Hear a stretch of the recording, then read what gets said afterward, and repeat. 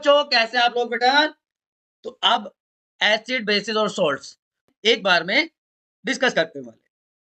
बेटा, आपने कई बार फील किया होगा कि बर्निंग सेंसेशन होती है नियर योर हार्ट। फील किया आपने कभी बर्निंग सेंसेशन, जिसको हम नॉर्मली क्या कह देते हैं? एसिडिटी कह देते हैं, राइट? तो ये एक नॉर्मल प्रोसेस है कि हमारा स्टमक एसिड प्रोड्यूस करता है, बट जब इसकी क्वांटिटी जरूरत से ज्यादा हो जाए तो इट कॉजेज एसिडिटी। तो उस एसिडिक इफेक्ट को खत्म करने के लिए हम क्या करते हैं? हम एक बेस का यूज करते हैं, कॉमनली जिसको हम क्या कहते हैं बच्चों? एंटासिड। आपने, मैं किसी का ऐड नहीं कर रहा हूँ, एक टीवी में एक एडवर्टाइजमेंट देखा होगा, है ना? इनो 5 सेकंड में आराम दिलाए, वो क्या है? That is a base. तो जब एसिड बेस के साथ रिएक्ट करता है तो सोल्ट की फॉर्मेशन हो जाती है और वी फील रिलीफ। तो इस चैप्टर में हम एसिड, बेसिस और इनके सोल्ट्स को डिस्कस करने वाले हैं। ठीक है बच्चों, ये हमारी डे टू डे लाइफ में बहुत इंपॉर्टेंट होते हैं। तो चलिए स्टार्ट करते हैं एसिड से। तो एसिड क्या होता है? एक ऐसा सब्सटेंस जो सोर टेस्ट करता है, ब्लू लिटमस को रेड कर देता है एंड बेस को न्यूट्रलाइज कर देता है, उसको हम एसिड कहते हैं। एसिड्स की पीएच बच्चों 7 से कम होती है। पीएच स्केल पे जो पीएच होगी that will be less than 7। जितना हम 0 की तरफ जाएंगे एसिडिक कैरेक्टर इंक्रीज होगा, 7 की तरफ आएंगे तो एसिडिक कैरेक्टर डिक्रीज होगा। क्लियर बच्चों? अब एसिड्स की अलग अलग क्लासिफिकेशन दी गई है। There are different types of acids कि सोर्स के बेस पे natural acid, mineral acid, concentration के बेसिस पे कंसंट्रेटेड और डाइल्यूट एसिड्स, और आयनाइजिंग कैपेसिटी के बेसिस पे वीक एंड स्ट्रॉन्ग एसिड। एक एक करके हम डिस्कस करेंगे। तो सबसे पहले नेचुरल एसिड, ऐसा एसिड जो नेचुरल सब्सटेंसेस में प्रेजेंट होता है, लाइक लेमन जूस। वो क्या कहलाएगा बच्चों? वो क्या कहलाता है? Natural acid. और जो मिनरल से हमें मिलता है जैसे हाइड्रोक्लोरिक एसिड, सल्फ्यूरिक एसिड, वो हो जाते हैं मिनरल एसिड्स। वीक एसिड क्या होगा? ऐसा एसिड जो डिसोसिएट नहीं हो पाता कंप्लीटली, वो क्या कहलाता है? Weak acid. कि सिर्फ कुछ ही हाइड्रोजन एटम्स सॉल्यूशन में रिलीज करता है, लेकिन अगर आयोनाइजेशन कंप्लीटली हो जाता है, डिसोसिएशन कंप्लीटली हो जाता है वह सॉल्यूशन में, then it is known as a strong acid. तो आपको ये दोनों पता चल गए, वीक एसिड क्या, नेचुरल और मिनरल क्या होते हैं, उसके अलावा स्ट्रॉन्ग और वीक एसिड्स क्या होते हैं। क्लियर है बच्चों? अब बात आती है व्हाट इज कंसंट्रेटेड एसिड। देखो, कंसंट्रेटेड का मतलब क्या होता है? दो वर्ड है, कंसंट्रेटेड एंड डाइल्यूट। अगर अमाउंट ज्यादा हो, मान लीजिए एक कंटेनर है और इसमें जो पार्टिकल्स हैं उनका नंबर हाई होता है, तो ऐसा सॉल्यूशन या ऐसा सब्सटेंस क्या कहलाता है? कंसंट्रेटेड। लेकिन जब पार्टिकल्स के बीच में गैप ज्यादा हो जाए तो क्या कहलाता है? Dilute, diluted. तो आपने सुना होगा 70% एसिड। 70% एसिड का मतलब यही है बच्चों कि उसमें 70 ml तो एसिड है और उसमें हमने 30 ml वाटर ऐड कर दिया, तो क्या कहलाता है? 70% एसिड। तो dilution is addition of water in a substance. तो उसके बेसिस पे कंसंट्रेटेड और डाइल्यूटेड एसिड्स हो जाते हैं। तो ये ब्रॉडर लाइन क्लासिफिकेशन हो गई। अब एसिड्स जो नेचर से मिलते हैं हमें, उसमें ये आप बहुत इंपॉर्टेंट है, आपको सारे के सारे याद रखने हैं। एप्पल में मैलिक एसिड होता है, ग्रेप्स में टार्टरिक एसिड होता है, टोमेटो में ऑक्सैलिक एसिड है, लेमन में सिट्रिक एसिड है, मिल्क में लैक्टिक एसिड होता है। तो जब मिल्क से कर्ड की फॉर्मेशन होती है तो कौन सा बैक्टीरिया हम यूज करते हैं? LAB, lactic acid bacteria use किया जाता है। ठीक है? और ये विनेगर जो बहुत वाइडली आजकल आप लोग यूज करते हैं डिफरेंट फूड प्रिपरेशंस में। एनिमल से, एंड से फॉर्मिक एसिड मिलता है, जिससे एंड जब स्टिंग करती है तो बर्निंग सेंसेशन होती है। इसी तरह कंसंट्रेटेड में अगर ज्यादा एसिड ऐड कर दें तो कंसंट्रेटेड, और लेस एसिड हो, हाइड्रोजन आयन की कंसंट्रेशन ज्यादा होगी तो कंसंट्रेटेड, और नेगेटिव आयंस की कंसंट्रेशन ज्यादा है तो डाइल्यूट एसिड। बात समझ में आ गई? अब प्रॉपर्टीज को एक बार फिर से अगर हम समराइज करें तो एसिड क्या है, हाइड्रोजन आयन प्रोड्यूस करते हैं, लेकिन ये हाइड्रोजन आयन एग्जिस्ट नहीं कर सकते इंडिपेंडेंटली, तो हाइड्रोनियम आयन की फॉर्म में प्रेजेंट होते हैं। हाइड्रोनियम आयन का मतलब है कि एक हाइड्रोजन आयन वाटर मॉलिक्यूल के साथ अटैच्ड है, H प्लस H2O मिलके क्या बना देते हैं, H3O पॉजिटिव, हाइड्रोनियम आयन की फॉर्मेशन हो जाती है। सोर इन टेस्ट, मेटल के साथ रिएक्ट करके हाइड्रोजन गैस प्रोड्यूस करते हैं, अभी हम डिस्कस करेंगे। Good conductor of electricity, blue litmus को red and pH less than 7। Bases के साथ रिएक्ट करके acid plus base form salt and this reaction is known as neutralisation reaction. तो एसिडिक इफेक्ट खत्म कौन करता है, बेस, और उसे सोल्ट बन जाता है। अब ऐसे ही हम बेसिस की बात कर लेते हैं। बेस क्या होता है, एक ऐसा सब्सटेंस जो बिटर है टेस्ट में और उल्टा कर देता है, वो ब्लू को रेड कर रहा था, ये रेड लिटमस को ब्लू कर देता है। Neutralises acidic effect of acid and सोपी इन टच। इनकी पीएच 7 से ज्यादा होती है, तो पीएच स्केल पे 7 से ज्यादा और 14 तक जो सब्सटेंसेस होते हैं they are acidic, sorry basic in nature. तो बेसिक कैरेक्टर बढ़ता है, जब 7 से 14 की तरफ जाते हैं तो बेसिक कैरेक्टर बढ़ता है, ठीक है। इसी तरह अगर बेसिस की क्लासिफिकेशन की बात की जाए तो सोल्युबिलिटी के बेस पे सोल्यूबल और इनसोल्यूबल बेस, आयनाइजिंग कैपेसिटी के बेसिस पे स्ट्रॉन्ग एंड वीक बेस, कि कंप्लीट आयनाइजेशन हो जाए तो स्ट्रॉन्ग बेस और लेस आयनाइजेशन होगा तो क्या कहलाएगा, वीक बेस। क्लियर बच्चों? कॉमन एग्जांपल्स आप यहाँ पे देख पा रहे हैं बेसिस के, है ना? यहां तक कोई कंफ्यूजन है तो एक बार बताइए। अब इंडिकेटर के साथ बेस कैसे रिएक्ट करता है, देखिए there are different type of indicators, detail में इस टॉपिक को भी हम डिस्कस करेंगे। तो लिटमस पेपर के साथ रेड को ब्लू कर देता है, लेकिन फिनोप्थलीन जो है, फिनोप्थलीन जो पिंक कलर है वो कलरलेस हो जाता है, ठीक है। मिथाइल ऑरेंज रेड रहता है, जबकि टर्मरिक येलो से रेड हो जाता है, इसलिए दाग पड़ जाते हैं हमारे क्लोथ्स पे जब कोई करी या कुछ इस तरह की चीज गिर जाती है तो, ठीक है। तो दीज आर रिएक्शंस और behaviour of basis with certain indicators. Clear है बच्चों? यहां तक कोई कंफ्यूजन है तो बताओ। तो ओवरऑल सारे के सारे कैरेक्टर्स देख रहे हो, स्लिपरी है टच में, बीटर टेस्ट है, फिनोप्थलीन में पिंक कलर के हो जाते हैं, फिनोप्थलीन कलरलेस होता है तो उसके साथ वो ब्लू पिंक कलर दे देते हैं, लिटमस के साथ रेड टू ब्लू हो जाते हैं, पीएच 7 से ज्यादा है, और ये सारे कुछ है common day to day life में जो हम यूज करते हैं वो बेसिस के एग्जांपल्स, ठीक है। आप में से कोई और बता सकता है कुछ और एग्जांपल्स बेसिस के, based on your learning, basis के एग्जांपल्स बताइए अगर आपको याद है तो। चलो मैं बताता हूँ। आपने सोडियम हाइड्रोक्साइड का नाम सुना है, राइट? NaOH उसको कहते हैं, सोडियम हाइड्रोक्साइड होता है, ये सबसे कॉमन बेस है। कैल्शियम हाइड्रोक्साइड दूसरा बेस है, ठीक है। इसको कॉमनली क्या कहा जाता है, लाइम वाटर कहा जाता है, व्हाइट वॉशिंग में यूज होता है। KOH potassium hydroxide, bathing soap में इसको यूज किया जाता है। सोडियम हाइड्रोक्साइड का भी यूज बता देता हूँ, commonly it is known as caustic soda, ठीक है। ये वॉशिंग सोप है और KOH क्या है, बाथिंग सोप है, दोनों का डिफरेंस है। Ammonium hydroxide NH4OH hair dyes में यूज किया जाता है। एंड मैग्नीशियम हाइड्रोक्साइड, इसको कॉमनली क्या कहते हैं, milk of magnesia, commonly it is known as milk of magnesia. तो एसिडिटी कंट्रोल करने के लिए एंटासिड की तरह इसको यूज करते हैं। तो ये these are some of the examples. अब इसके बाद बात करते हैं बच्चों, what are the physical and chemical properties of acids and bases. तो फिजिकल प्रॉपर्टी तो ब्रॉडली हमने देख ली, लेकिन दोनों का कंपैरिजन कर देते हैं। देखिए colour, mineral acid colourless, organic acid white colour के होते हैं, लेकिन बेसिस कलरलेस होते हैं, सिर्फ आयरन और कॉपर हाइड्रोक्साइड कलर्ड होते हैं, ठीक है।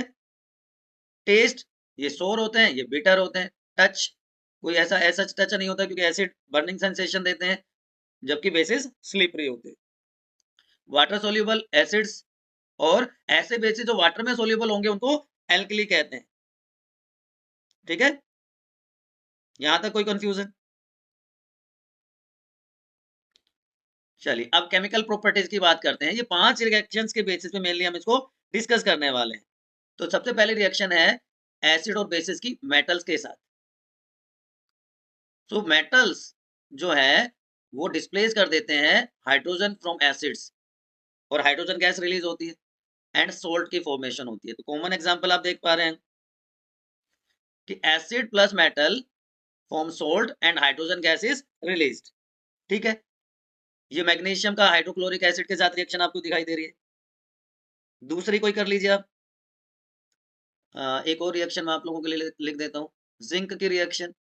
Zinc reacts with dilute sulphuric acid, तो क्या बनेगा? Zinc sulphate plus hydrogen gas will be released. ये एक्वस सॉल्यूशन है।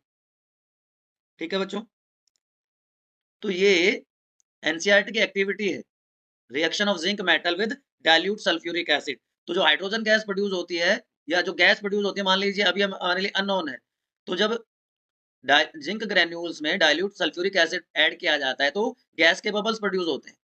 उन गैस बबल्स को जब एक सोप सॉल्यूशन में कलेक्ट कर लेते हैं तो इस तरह से सोप बबल्स फिल्ड हो जाते हैं उस गैस से, और जब एक बर्निंग कैंडल उसके पास लेके जाई जाती है तो एक पोप साउंड प्रोड्यूस करता है। तो पोप साउंड जो है, pop sound is a confirmatory test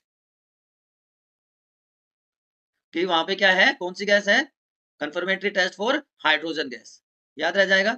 तो जो पोप साउंड प्रोड्यूस हो रही है वो कंफर्मेटरी टेस्ट हो गया। ठीक है, तो ये एनसीईआरटी की एक्टिविटी भी आ गई फॉर हाइड्रोजन गैस। समझ में आ गई बात बच्चों?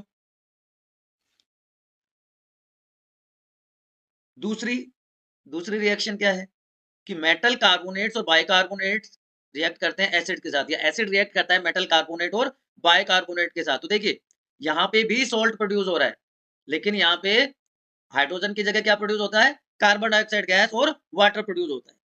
ठीक है, क्लियर है बच्चों? तो मेटल कार्बोनेट और bicarbonate act with acid to produce salt along with release of carbon dioxide gas and water is produced. अब यहाँ पे जो कार्बन डाइऑक्साइड प्रोड्यूस होती है, यहाँ पे जो कार्बन डाइऑक्साइड प्रोड्यूस होती है, प्रोड्यूसेस ब्रिस्क एफरवेंस, ब्रिस्क एफरवेसेंस। ठीक है, मतलब एक व्हाइट स्मोक जैसा प्रोड्यूस करती है, white smoke, subtle white smoke is produced. याद रह जाएगा बच्चों आपको। तो सोडियम कार्बोनेट हाइड्रोक्लोरिक एसिड के साथ सोडियम क्लोराइड बन गया, सोडियम बाइकार्बोनेट सोडियम क्लोराइड बन गया, CO2 और H2। लेकिन बेसिस रिएक्ट नहीं करते मेटल कार्बोनेट और बाइकार्बोनेट के साथ। Metals sorry basis does not react with metal bicarbonate और मेटल कार्बोनेट। क्लियर रह जाएगा। अब जो ये कार्बन डाइऑक्साइड गैस प्रोड्यूस हुई, इसको अगर लाइम वाटर से पास करते हैं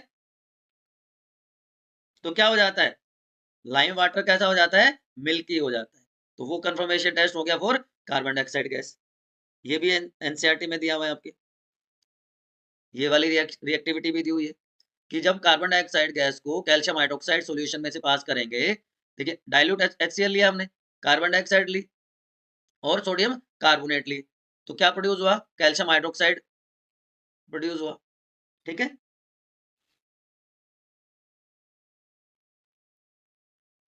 और साथ में कार्बन डाइऑक्साइड गैस प्रोड्यूस होती है।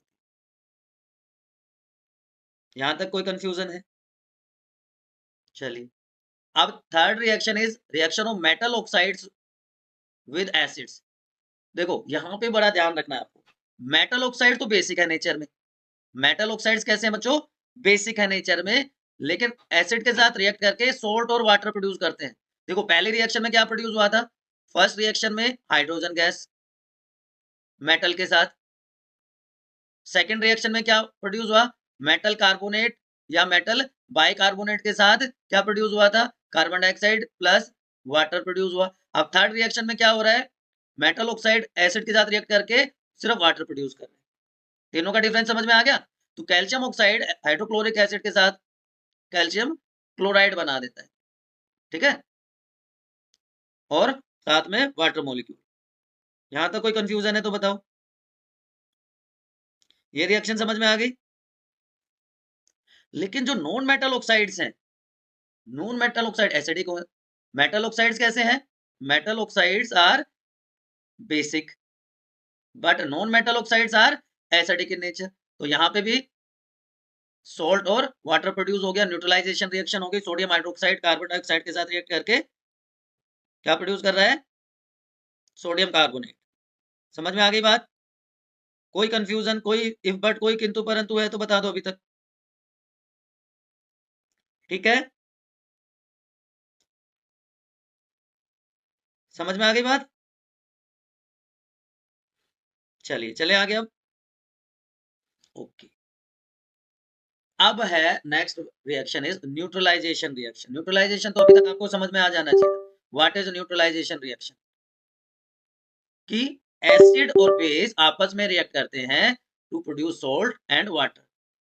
तो एसिडिक इफेक्ट बेस खत्म कर देता है और इस रिएक्शन को न्यूट्रलाइजेशन रिएक्शन कहते हैं। मैंने स्टार्टिंग में आपको बता दिया था, है ना? तो देखो न्यूट्रलाइजेशन रिएक्शंस हो रही है कि एसिड और बेस मिलके सोल्ट और वाटर की फॉर्मेशन कर रहे हैं। कुछ एग्जांपल्स हैं, sodium hydroxide plus HCl, sodium hydroxide plus H2SO4। तो ये सारी की सारी रिएक्शन आपको लिख के याद करनी है, प्रैक्टिस करना है इनका, ठीक है बच्चों? न्यूट्रलाइजेशन रिएक्शन भी समझ में आ गई आपको? In all neutralisation reaction by product क्या बन रहा है? आप देखो, वाटर बन रहा है। क्यों? Due to combination of hydrogen ions. Hydrogen ions किसमें प्रेजेंट है? एसिड में। और हाइड्रोक्साइड आयंस किसमें प्रेजेंट है? बेस में। तो एसिड के हाइड्रोजन आयन और बेस के हाइड्रोक्साइड आयंस मिलके वाटर मॉलिक्यूल प्रोड्यूस कर देते हैं, ठीक है? अब एसिड हमने पढ़ लिए, बेस पढ़ लिए, उनकी रिएक्शंस हमने डिस्कस कर ली। तो अब ओवरऑल एक बार कंपैरिजन कर दें एसिड और बेसिस का। पहला difference, acid hydrogen ion produce करते हैं, बेस हाइड्रोक्साइड आयन प्रोड्यूस करते हैं। ये हाइड्रोजन आयन किस फॉर्म में प्रेजेंट होते हैं? हाइड्रोनियम आयन की फॉर्म में प्रेजेंट होते हैं। Acid sour in taste, bases bitter in taste. PH less than 7 acid की, इन बेसिस की more than 7। Strength hydrogen ion concentration पे डिपेंड करेगी, जबकि बेस की स्ट्रेंथ हाइड्रोक्साइड आयन कंसंट्रेशन पे डिपेंड करेगी। एसिड रिएक्ट करते हैं बेस के साथ, सोल्ट बनाते हैं, सेम रिएक्शन होगी। इसको ही तो हम क्या कहते हैं? Neutralisation reaction. This is only neutralisation reaction. Blue litmus को रेड कर देते हैं, रेड लिटमस को ब्लू कर देंगे। फिलोप्थोनिल में एसिड कलरलेस रहेगा लेकिन बेस पिंक कलर में चेंज हो जाता है। इसी तरह मिथाइल ऑरेंज से येलो से डार्क रेड कलर, ये yellow colour. Acid carbonated drinks में जितने भी आपकी कोल्ड ड्रिंक्स आती हैं और क्लीनिंग एजेंट की तरह और कार बैटरीज में यूज किया जाता है, जबकि बेसिस सोप में चाहे वो बाथिंग सोप है चाहे वो वॉशिंग सोप है। आप एक बार फटाफट कमेंट सेक्शन में बताओ बाथिंग सोप कौन सा होता है और वॉशिंग सोप कौन सा होता है। मैंने ऑलरेडी आपको बताया हुआ है। ये कुछ एग्जांपल्स हैं। ये स्ट्रॉन्गेस्ट एसिड है, ये स्ट्रॉन्गेस्ट बेस है, स्ट्रॉन्गेस्ट बेस है, ठीक है बच्चों? कोई कंफ्यूजन, कोई किंतु परंतु, ठीक है? इसके बाद बात करते हैं बच्चों पीएच स्केल की, या पीएच से पहले इंडिकेटर्स की बात कर लेते हैं। चलिए, व्हाट आर इंडिकेटर्स? ऐसा सब्सटेंस जो बताए कि कोई दूसरा सब्सटेंस एसिडिक है या बेसिक है, अपना कलर चेंज करके कोई सब्सटेंस बता दे कि एसिड है कि बेस है। तो नॉर्मली 3 तरह के इंडिकेटर्स होते हैं। नेचुरल इंडिकेटर्स जो नेचर से मिलते हैं, जैसे टर्मरिक है, लिटमस है। सिंथेटिक इंडिकेटर जिनको हम बनाते हैं लैब कंडीशंस में, मिथाइल ऑरेंज और फिनोप्थलीन। या ऑल फैक्ट्री इंडिकेटर्स जिसकी ऑर्डर स्मेल चेंज हो जाए, एसिडिक और बेसिक मीडियम में, वैनिला एसेंस है, अनियन है। तो ये 3 टाइप के indicators, natural, synthetic and all factory indicator. इसमें ऑल फैक्ट्री में आप वनीला भी ऐड कर सकते हैं, वनीला एसेंस भी, क्योंकि आपके एनसीईआरटी में दिया हुआ है, ठीक है? चलिए, अब देखिए नेचुरल इंडिकेटर कैसे काम करते हैं। Natural indicator, red litmus neutral solution में रेड लिटमस रेड रहेगा, ब्लू लिटमस ब्लू ही रहेगा। लेकिन लेकिन लेकिन क्या, एसिडिक सॉल्यूशन में रेड लिटमस हो जाएगा, रेड रहेगा, लेकिन ब्लू लिटमस रेड में चेंज हो जाएगा। बेस में उल्टा हो जाएगा, रेड लिटमस ब्लू में चेंज हो जाएगा और ब्लू लिटमस में कोई कलर चेंज दिखाई नहीं देगा। देखो क्या हुआ है, ABR एसिड ब्लू रेड, और यहाँ पे BRB blue, sorry base red blue. ABR and BRB से आप याद रख सकते हैं बच्चों। क्लियर है? चलें आगे, बताओ। दूसरा है हमारा नेचुरल इंडिकेटर, हमने क्या डिस्कस किया था, टर्मरिक। न्यूट्रल में ये येलो ही रहेगा, येलो कलर का होता है, लेकिन टर्मरिक पे अगर एसिड डालेंगे तो कैसा हो जाता है, येलो। लेमन, लेमन में क्या होता है, सिट्रिक एसिड होता है। तो अगर टर्मरिक का कोई दाग है उस पे अब लेमन डालते हैं तो येलो हो जाता है। तो इसी तरह बेस डालेंगे तो क्या हो जाएगा, वर्मिलोन कलर का हो जाएगा। मिथाइल ऑरेंज इंडिकेटर है, न्यूट्रल पीएच पे सेम रहेगा, लेकिन एसिडिक पीएच पे वो रेड से ऑरेंज कलर में चेंज हो जाएगा, जबकि बेसिक पीएच में उसका कलर चेंज नहीं होता। एंड फिनोप्थलीन की बात मैंने थोड़ी देर पहले करी थी कि एसिडिक पीएच में एसिड के साथ फिनोप्थलीन नो कलर चेंज, लेकिन बेस के साथ फिनोप्थलीन पिंक कलर प्रोड्यूस करता है। तो कई बार एक क्वेश्चन आ जाता है कि एक सॉल्यूशन है एक्स, एसिड उसमें ऐड किया तो कलरलेस हो गया, उस कलरलेस सॉल्यूशन में हमने बेस ऐड किया तो पिंक कलर का हो गया, लेकिन उस पिंक कलर में फिर से अगर एसिड हमने ऐड किया तो वो वापस से कलरलेस हो गया। तो सॉल्यूशन बताओ क्या है, तो सॉल्यूशन क्या है, फिनोप्थलीन है। ठीक है ना बच्चों? चलिए, तो ये पीएच स्केल है। The first pH scale was given by Sorensen. Sorensen ने सबसे पहला पीएच स्केल दिया था, जहां पे 0 से लेके 14 तक की वैल्यूज होती हैं। 7 न्यूट्रल पीएच होता है जो हमारे वाटर का है, ब्लड का 7.4 पीएच होता है। आप डिफरेंट सब्सटेंसेस का पीएच यहाँ पे देख सकते हैं। ठीक है जी, कोई कंफ्यूजन है, कोई समस्या है, कोई इफ बट है तो एक बार मुझे बता दो। ये देखिए लेमन जूस 2 है, रेन वाटर 5.5 तो ये एसिडिक रेन है, ब्लड का पीएच 7.4 7.5 के बीच में होता है, ब्लीचिंग पाउडर। ठीक है, तो आप इनका स्क्रीनशॉट ले सकते हैं। यूनिवर्सल इंडिकेटर्स की हमने बात कर ली। ये स्ट्रॉन्गली एसिडिटी का मैंने बताया था, 0 की तरफ जाते हैं तो एसिडिटी बढ़ती है, जबकि बेसिसिटी 14 की तरफ जाने पे बढ़ती है। 7 है न्यूट्रल वैल्यू। अब इस पीएच की हमारी डे टू डे लाइफ में क्या इंपॉर्टेंस है, ये कई सारे एग्जांपल आपके एनसीईआरटी में दिए हुए हैं, एक एक आपको ध्यान रखना है। प्लांट्स और एनिमल्स दोनों ही हाईली सेंसिटिव होते हैं पीएच के लिए।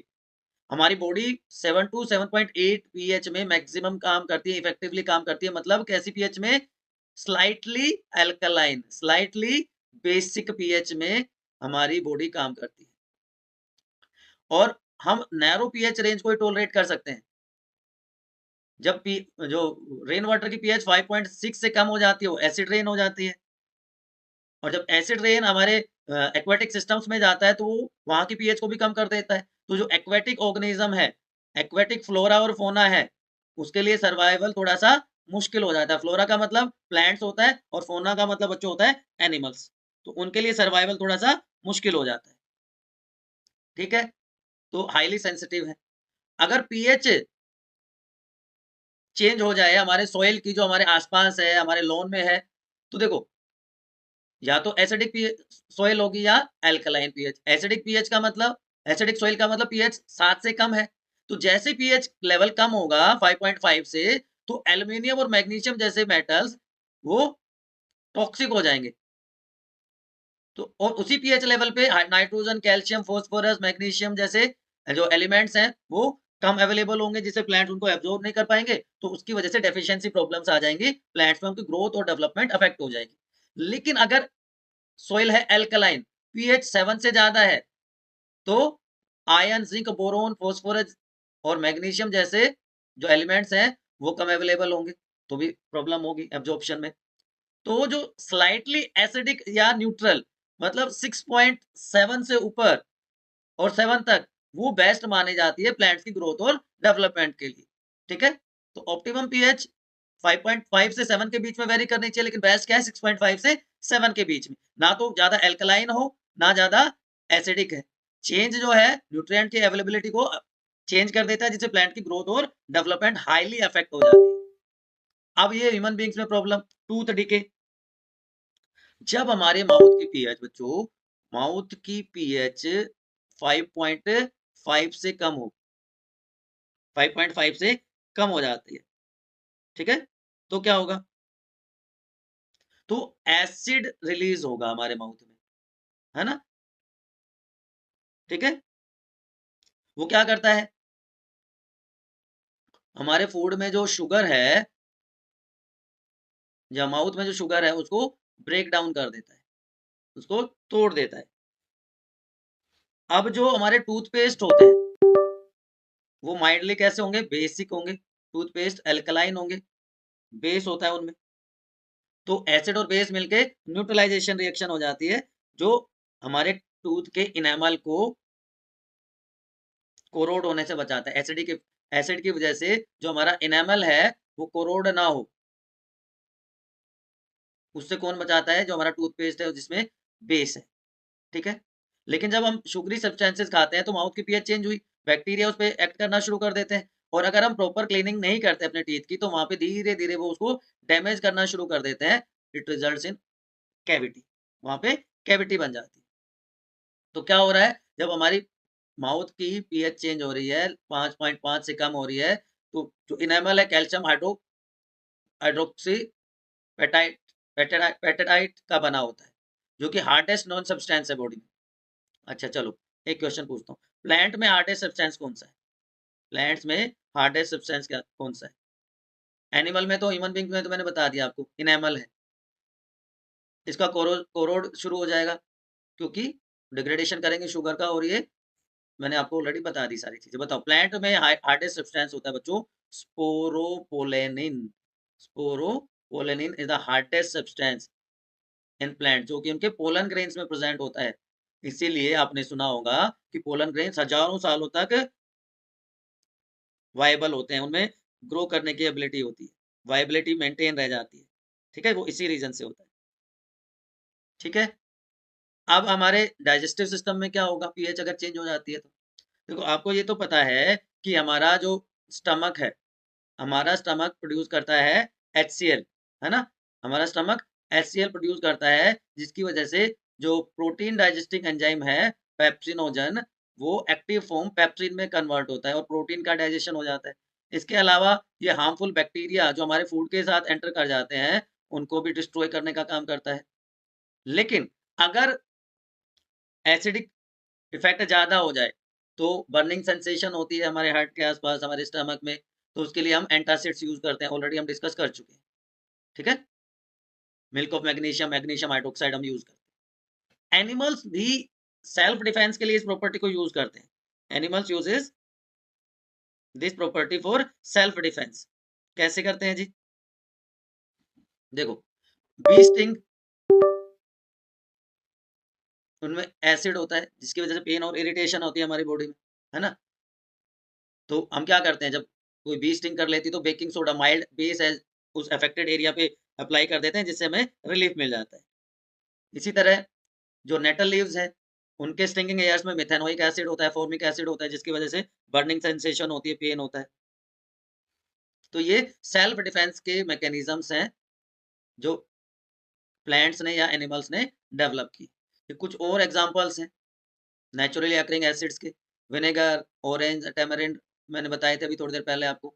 ये बहुत इंपॉर्टेंट है बच्चों, इनको अपने शॉर्ट नोट्स में आपको बिल्कुल इंक्लूड करना है। ये सारे के सारे शॉर्ट नोट की फॉर्म में मैंने दिए हैं आपको, तो आप एज इट इज आप इनके स्क्रीनशॉट्स ले सकते हैं, इनके नोट्स बना सकते हैं। तो एसिड की बात कर ली हमने, बेस की बात कर ली, पीएच की बात कर ली हमने, इंडिकेटर्स डिस्कस कर लिए। अब बात करते हैं कुछ सॉल्ट्स की। सॉल्ट क्या होता है कि एसिड और बेस के मिलने से जो सब्सटेंस बनता है, या न्यूट्रलाइजेशन रिएक्शन से जो सब्सटेंस बनता है, उसको हम सॉल्ट कहते हैं, ठीक है। Salts are normally neutral, pH उनकी 7 होती है, न्यूट्रल बिहेवियर वो शो करते हैं, ठीक है। लेकिन एसिडिक सॉल्ट भी होते हैं, बेसिक सॉल्ट भी होते हैं। ये तो हमने न्यूट्रल सॉल्ट की बात कर ली। एसिडिक सॉल्ट क्या होगा? जहां पे हाइड्रोजन आयन की कंसंट्रेशन ज्यादा होगी, ammonium chloride, ion chloride. Basic salt क्या होंगे? जहां पे हाइड्रोक्साइड आयन की कंसंट्रेशन ज्यादा होगी, सोडियम कार्बोनेट, कैल्शियम कार्बोनेट, ठीक है। तो एक सॉल्ट की प्रॉपर्टी क्या होती है? Normally salts are neutral. Aqueous solution में जब वो वाटर में सोल्यूबल होते हैं, वो they are good conductor of electricity. Hard होते हैं, क्रिस्टलाइन सब्सटेंसेस होते हैं और नॉन वोलेटाइल होते हैं, जिसकी वजह से उनका मेल्टिंग पॉइंट ज्यादा होता है। लेकिन ऑर्गेनिक सॉल्वेंट्स जैसे पेट्रोल, केरोसिन ऑयल, इनमें सब में ये इनसोल्यूबल होते हैं। तो acidic, basic and neutral salt. Strong acid और वीक बेस के बीच की रिएक्शन से जो बनेगा, देखो स्ट्रॉन्ग एसिड कैसा है, स्ट्रॉन्ग है तो एसिडिक सॉल्ट। बेस स्ट्रॉन्ग है, वीक एसिड है तो कैसा बनेगा, बेसिक सोल्ट। अब दोनों ही वीक है तो क्या बनेगा, न्यूट्रल सोल्ट। दोनों ही स्ट्रॉन्ग है तो कैसा बनेगा, न्यूट्रल सोल्ट। बात समझ में आ गई होगी, ठीक है। तो अगर एसिडिक सोल्ट है तो पीएच 7 से कम होगी और बेसिक सोल्ट है तो पीएच 7 से ज्यादा होगी। अब जो हमारा कॉमन सोल्ट है, सोडियम क्लोराइड है, ये कैसे बनता है, हाइड्रोक्लोरिक एसिड और सोडियम हाइड्रोक्साइड की रिएक्शन, एसिड और बेस की रिएक्शन से ही बनता है, ठीक है जी। हमारे इसको टेबल सॉल्ट भी कहते हैं, फूड प्रिजर्वेटिव्स में यूज किया जाता है, बहुत सारे केमिकल सब्सटेंसेस की फॉर्मेशन में भी इसको यूज किया जाता है। तो अब हम डिस्कस करेंगे वो कौन कौन से सब्सटेंसेस हैं, वो कौन कौन से प्रोडक्ट्स हैं जो कॉमन सोल्ट से मिलते हैं। बहुत इंपॉर्टेंट टॉपिक, एक बार फिर से इसको आप वीवीआईएमपी कर लो। तो ये 4 मेनली हम डिस्कस करने वाले हैं। इसके अलावा POP, caustic soda, sodium hydroxide. देखो common name, chemical name and uses. Caustic soda, baking soda, बहुत कंफ्यूजन होता है तीनों सोडा में, तीनों में सोडा है, ठीक है। Caustic NaOH, baking NaH, bicarbonate आ गया। वॉशिंग में sodium bicarbonate, sorry sodium carbonate decahydrate, ठीक है। ये इनके यूजेस हैं। मैंने कहा ना ऐसे नोट्स हैं, आप डायरेक्टली यहीं से इनको याद रख सकते हैं बच्चों। अच्छा क्या आप बता सकते हो कॉमन सोल्ट कहां से मिलता है? एक तो सी वाटर से मिलता है इवोपोरेशन के थ्रू, दूसरा जो अंडरग्राउंड डिपॉजिट्स हैं वहां पे माइनिंग के थ्रू उसको हम बाहर निकाल सकते हैं, ठीक है ना। तो चलिए अब बात करते हैं हमारे जो 4 केमिकल सब्सटेंसेस हैं जो कि हम ऑब्टेन करते हैं। तो पहला है caustic soda, caustic soda, sodium hydroxide NaOH, ठीक है जी। जब सोल्ट वाटर में से NaCl एक्वस, जिसको हम कहते हैं ब्राइन, इसमें से इलेक्ट्रिसिटी कंडक्ट करते हैं, इलेक्ट्रिसिटी इसमें से पास करते हैं, तो क्या होता है, सोडियम हाइड्रोक्साइड की फॉर्मेशन हो जाती है, NaOH बन जाता है। इसके साथ में 2 प्रोडक्ट और बनते हैं, chlorine plus water, hydrogen gas भी रिलीज होती है, ठीक है। इस प्रोसेस को कहा जाता है क्लोर एल्कली प्रोसेस। बहुत इंपॉर्टेंट है, क्लोर एल्कली क्यों, क्लोर फॉर क्लोरीन और NaOH क्योंकि वाटर सोल्यूबल है। तो ऐसे basis which are soluble in water, उनको क्या कहा जाता है बच्चों मेरे, they are known as alkali. तो इसलिए क्लोर एल्कली प्रोसेस। तो जब डिसोसिएशन होगा ना, तो कैथोड पे तो हाइड्रोजन इकट्ठी हो जाएगी, एनोड पे क्लोरीन इकट्ठी हो जाएगी। तो इनके यूजेस भी आपको याद रखने हैं। Hydrogen as a fuel use करते हैं, ठीक है, फर्टिलाइजर्स में यूज करते हैं एज ए अमोनिया, जबकि क्लोरीन वाटर की ट्रीटमेंट में यूज होती है, स्विमिंग पूल्स में, क्लोरोफ्लोरोकार्बन्स में एज ए पेस्टिसाइड यूज की जाती है। और जब इन दोनों को मिला देंगे, हाइड्रोजन प्लस क्लोरीन, तो क्या बन जाएगा, हाइड्रोक्लोरिक एसिड। अब हाइड्रोक्लोरिक एसिड ऑलरेडी हमने डिस्कस कर लिया, मेडिसिन में, कॉस्मेटिक्स में, स्टील की क्लीनिंग में यूज किया जाता है। सोडियम हाइड्रोक्साइड डिग्रीजिंग मेटल्स, सोप और डिटर्जेंट्स में यूज किया जाता है। अब इनको भी मिला दो, किसको मिला दो, जब NaOH क्लोरीन के साथ रिएक्ट करता है तो क्या कहलाता है, ब्लीच। तो हाउस होल्ड ब्लीच, फैब्रिक के ब्लीचिंग में यूज होता है। तो ये टॉपिक बहुत इंपॉर्टेंट है बच्चों, सारे प्रोडक्ट्स के नाम, उनके यूजेस, क्लोर एल्कली प्रोसेस क्या होती है, ये सारे के सारे आपको याद होने चाहिए, ठीक है।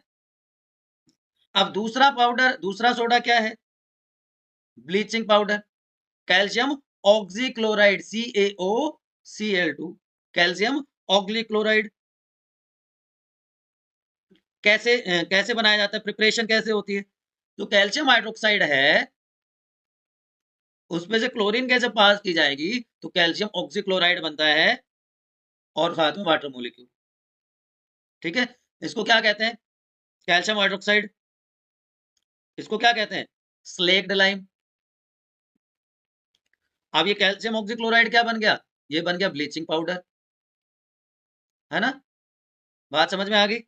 अब ये इसके यूजेस क्या होते हैं ब्लीचिंग पाउडर के? चलो बताओ फटाफट। What are the uses of bleaching powder? बोलो, कहाँ कहाँ इसको यूज कर सकते हैं? कॉटन ब्लीचिंग में, कॉटन ब्लीचिंग में। इसका कलर हम चेंज करते हैं, एक सेकेंड। यस, ये वाला करते हैं। मतलब टेक्सटाइल इंडस्ट्री में इसको यूज किया जाता है। It is widely used in textile industry. उसके अलावा पेपर फैक्ट्रीज में, पेपर इंडस्ट्री में इसको यूज करते हैं, पल्प की ब्लीचिंग के लिए। तो पेपर इंडस्ट्री में भी यूज किया जाता है। It is also use as oxidizing agent in many industries. Wool को अनश्रिंकेबल बनाता है, तो वुल इंडस्ट्री में भी यूज कर सकते हैं। ठीक है, और क्लोरोफॉर्म की मैन्युफैक्चरिंग में, क्लोरोफॉर्म भी इससे बनाया जाता है। तो these are the various uses of bleaching powder. बात समझ में आई? उसके बाद तीसरा प्रोडक्ट क्या है? Baking soda, sodium hydrogen carbonate, NaHCO3। Sodium hydrogen carbonate कहां से मिलेगा? कैसे बनाओगे? चलो बताओ, बताओ। बेकिंग सोडा NaHCO3, ये जो कोल्ड या कंसंट्रेटेड सोडियम क्लोराइड होता है, कोल्ड कंसंट्रेटेड सोडियम क्लोराइड को जब रिएक्ट करवाएंगे अमोनिया और कार्बन डाइऑक्साइड के साथ, अमोनिया और कार्बन डाइऑक्साइड के साथ, तो क्या बन जाएगा? Ammonia plus carbon dioxide in the presence of water. तो ये क्या बना देगा? Ammonium chloride plus NaHCO3, sodium bicarbonate. इसको क्या कहते हैं? Baking soda. Sodium hydrogen carbonate या सोडियम बाइकार्बोनेट, बेकिंग सोडा बन गया जी। यूज कहाँ होता है बताओ? Uses of baking soda. Baking soda से ही तो बनता है बेकिंग पाउडर। यूजेस क्या है? बेकिंग पाउडर बनता है इससे। It is use in preparation of baking powder. फिर एंटासिड की तरह यूज करते हैं न्यूट्रलाइजेशन रिएक्शन में। इसके अलावा फायर एक्सटिंग्विशर्स में यूज करते हैं, फायर आग बुझाने के लिए, एक्सटिंग्विशर्स। और इसको यूज किया जाता है कुकिंग में। It is also use in cooking. जो पकोड़ा वगैरह बनते हैं हमारे घरों में, उसके लिए। उसके बाद आता है वॉशिंग सोडा। कितने सारे सोडा है sir? Sodium carbonate decahydrate, sodium carbonate decahydrate. ठीक है बच्चों, it is prepared from sodium carbonate. जिसमें 10 वाटर मॉलिक्यूल्स मिला देंगे तो क्या बन जाएगा? Sodium carbonate decahydrate. ठीक है, इसके uses: to remove permanent hardness of water, cleaning agent for domestic purpose. ठीक है, कास्टिक सोडा क्या होता है? What is caustic soda? Already हमने डिस्कस कर लिया इसको, है ना? We already discussed it. अब एक वर्ड आता है वाटर ऑफ क्रिस्टलाइजेशन, उसको मैं बताऊंगा, लेकिन उससे पहले एक बार इनके सब्सटेंसेस की बात कर लेते हैं। Plaster of Paris, POP, plaster of Paris कैसे बनाया जाता है? Calcium sulphate hemihydrate, calcium sulphate hemihydrate. देखो, जिप्सम को CaSO4 डॉट H2, अब हाफ वाटर मॉलिक्यूल होता है। ठीक है, जब इसको हीट करते हैं तो क्या बनता है? हमारा POP बन जाता है। ये टेम्परेचर स्पेसिफिक होता है, 373 केल्विन पे जब इसको हीट करेंगे, किसको? Calcium sulphate, sorry 2H2, 2H2O, तो कैल्शियम सल्फेट हेमीहाइड्रेट बन जाता है। अब क्योंकि हाफ वाटर मॉलिक्यूल हो नहीं सकता तो दो मॉलिक्यूल बनते हैं। ठीक है ना? तो ओवरऑल रिएक्शन क्या होगी?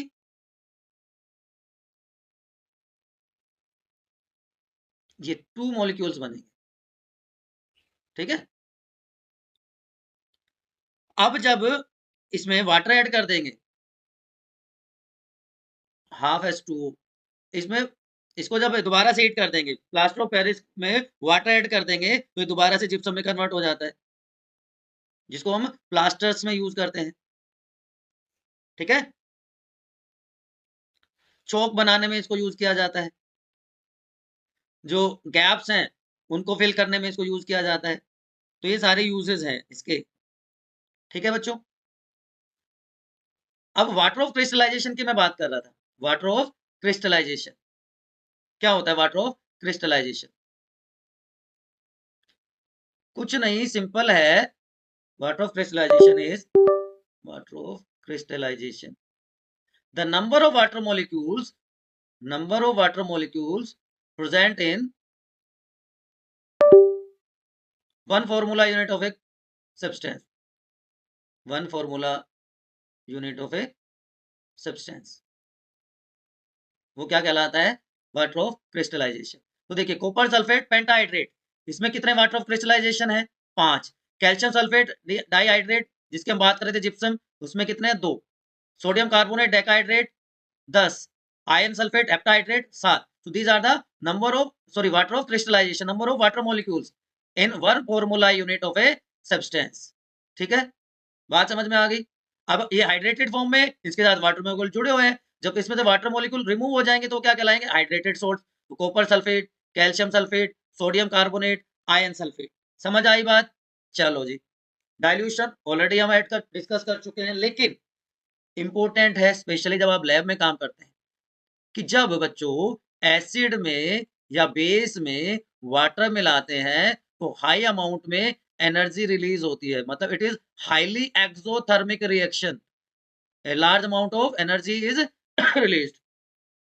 तो इसलिए क्या करना चाहिए? एसिड में वाटर मिलाएं, एसिड टू वाटर या वाटर टू एसिड, बताओ, वाटर टू एसिड या एसिड टू वाटर? देखो, एसिड टू वाटर, एसिड में पानी मिलाना चाहिए, ठीक है। धीरे धीरे एसिड पानी में मिलाएंगे और उसको कॉन्स्टेंटली हम मिक्स करते रहेंगे तो टेम्परेचर एकदम से राइज नहीं करेगा। अगर वाटर एसिड में मिलाएंगे तो एसिड का अमाउंट ज्यादा है, तो एकदम से हीट जनरेट होगी, जो वेसल है वो गर्म हो जाएगा, वो एसिड बाहर भी निकल सकता है। तो इसलिए acid is added to water, not water to acid, ठीक है। तो एसिड या बेस में पानी मिलाना जिससे उसकी आयनिक कंसंट्रेशन कम हो जाए, that process is known as dilution, ठीक है बच्चों। चलो, अब ये कुछ इंपॉर्टेंट एसिड्स दोबारा से आ गए हैं, मैं ऑलरेडी बार बार बता रहा हूँ क्योंकि इंपॉर्टेंट है, एक 1 मार्क में पूछे जाते हैं। एल्कली क्या होता है? मैंने आपको आइडिया दिया था, ऐसा बेस जो कि वाटर सोल्यूबल हो वो क्या कहलाता है? एल्कली कहलाता है बच्चों। The base that dissolve in water, properties वही रहेंगी, पीएच वही रहेगी 7 से ज्यादा, लेकिन लो डेंसिटी होगी, लो मेल्टिंग और बॉइलिंग पॉइंट होगा, हेलोजन के साथ रिएक्ट करेंगे और मिनरल ऑयल सॉल्यूशन में उनको स्टोर किया जाता है, ठीक है जी। कोई समस्या, कोई किंतु, कोई परंतु है तो आप बताओ। तो हमने क्या क्या डिस्कस किया बताओ बच्चों? हमने स्टार्ट किया with acid base, acid base की फिजिकल एंड केमिकल प्रॉपर्टीज हमने डिस्कस करी, ठीक है बच्चों। उसके बाद हमने इंडिकेटर्स डिस्कस किए, देन पीएच, उसके बाद डिफरेंट सॉल्ट्स, उनके यूजेस। फिर भी आपको कोई लगता है कोई डाउट रह गया, कोई टॉपिक क्लियर नहीं हुआ, मैंने स्ट्रिक्टली एनसीईआरटी को फॉलो किया है, आप as it is in notes को कॉपी कर सकते हैं, और कुछ ट्रिक्स भी बताऊंगा इनसे रिलेटेड नेक्स्ट वीडियो में। फिर भी कोई डाउट है, एज यूजुअल मैं कहता हूं, तो डाउट आप कमेंट सेक्शन में पूछो, आप अपने स्टडी डेस्टिनेशन के कमेंट सेक्शन में पूछो, ठीक है। पीडीएफ वही डिस्क्रिप्शन में आपको मिलेगी, सारे के सारे नोट्स मिलेंगे, वहां से आप डाउनलोड कर सकते हैं। डोंट फॉरगेट टू सब्सक्राइब, अगर चैनल पर नए हैं तो सब्सक्राइब कर दीजिए, शेयर कर दीजिए, एंड कीप स्टडिंग बच्चों।